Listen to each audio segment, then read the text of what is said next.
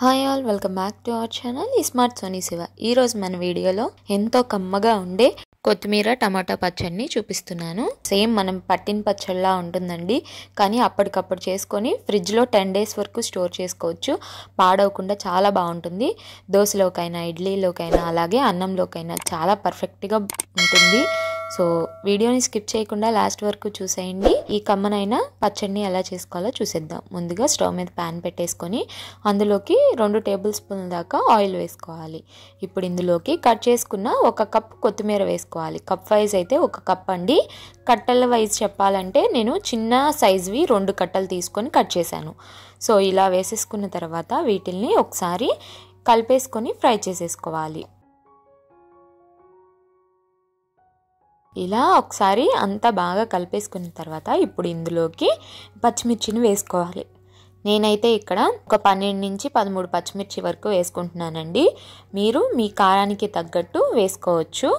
So నేను చెప్పేదైతే మరీ కారంగా లేకుండా మైల్డ్గా బాగుంటుంది, సరిపోతుంది. ఇప్పుడు అంతా కలిపేసుకొని మూత పెట్టేసుకొని ఒక 2 నిమిషాలు మగ్గించుకోవాలి. 2 నిమిషాల తర్వాత చూస్తున్నారు కదా, కొత్తిమీర అని పచ్చిమిర్చి కొంచెం బాగా మగ్గినాయి కదా. సో ఇప్పుడు ఇందులోకి కట్ చేసుకున్న ఒక 1/2 కప్పు టమాటాలని వేసేసుకోవాలి. ఇక్కడ కప్ వైజ్ అయితే 1 కప్పు కొత్తిమీరకి 1/2 కప్పు టమాటాలు సరిపోతాయండి.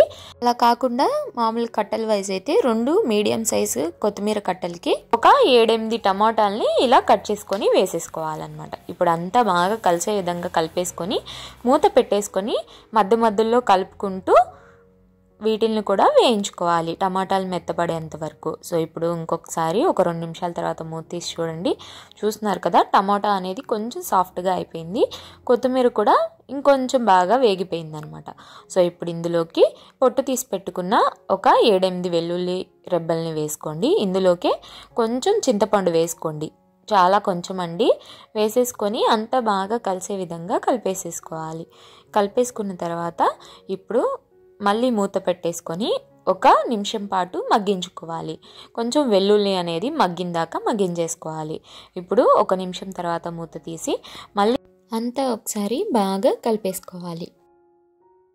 ఇలా కలిపేసుకున్న తర్వాత స్టవ్ ఆఫ్ చేసుకొని పక్కన పెట్టేసుకొని చల్లారబెట్టుకోవాలి. కంప్లీట్గా చల్లారిపోయిన తర్వాత మిక్సీ జార్లో వేసేసుకొని ఇందులోకి 1 tablespoon జీలకర్ర, 1/2 teaspoon ఉప్పు వేసాను నేను. మీరు మీ రుచికి తగినంత వేసుకొని మిక్సీ పట్టేసుకోవాలి. మీ దగ్గర రోలు ఉంటే రోట్లో దంచుకోండి, చాలా బాగుంటుంది. ఇలా మిక్సీ పట్టేసుకున్న తర్వాత దీన్ని పక్కన పెట్టేసుకొని స్టవ్ మీద ప్యాన్ పెట్టేసుకొని ఇందులోకి ఒక 4 tablespoons ఆయిల్ వేసుకోండి. ఆయిల్ ఎక్కువ ఉంటేనే బాగుంటుందండి. సో ఇప్పుడు ఇందులోకి పోపు దినుసులు వేసుకోండి. 1 tablespoon ఆవాలు, జీలకర్ర, పచ్చిపప్పు, మినపప్పు వేసుకుంటున్నాను నేను.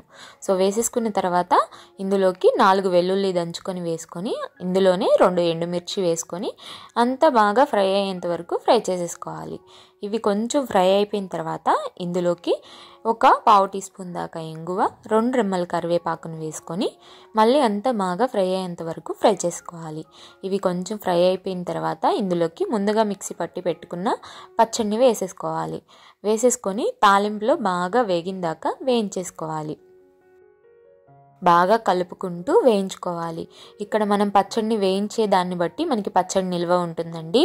సో ఒక 2 నిమిషాల పాటన్నా వేయించుకోవాలి. దగ్గరే ఉండి కలుపుతూ వేయించుకుంటే కొంచెం కలర్ చేంజ్ అవుతుంది. నేను వీడియోలో చూపిస్తున్నాను కదా, సో ఇలా కలర్ చేంజ్ అవుతుంది అనమాట. ఇప్పుడు స్టవ్ ఆఫ్ చేసుకొని పక్కకు దించేసుకొని సర్వ్ చేసుకోవడమే, అంతేనండి. ఎయిర్ టైట్ కంటైనర్లో పెట్టుకొని ఫ్రిడ్జ్లో పెట్టుకుంటే 10 days స్టోర్ చేసుకోవచ్చు. బయట అయితే ఒక 5 days దాకా స్టోర్ చేసేసుకోవచ్చు. సో చాలా ఈజీగా చేసుకున్నాం కదా. సేమ్ నిలవ పచ్చడి పెట్టుకుంటే ఎలా అయితే ఉంటుందో మనకి ఆ టేస్ట్ వస్తుంది. కొత్తిమీర టేస్ట్ తెలుస్తూ చాలా బాగుంటుంది. అన్నంలోకైనా టిఫిన్స్లోకైనా ఈ కొత్తిమీర టమాటా పచ్చడిని మీరు కూడా తప్పకుండా ట్రై చేయండి. ట్రై చేశాక ఎలా వచ్చిందో మీ ఫీడ్బ్యాక్ని నాతో షేర్ చేసుకోవడం మర్చిపోవద్దు.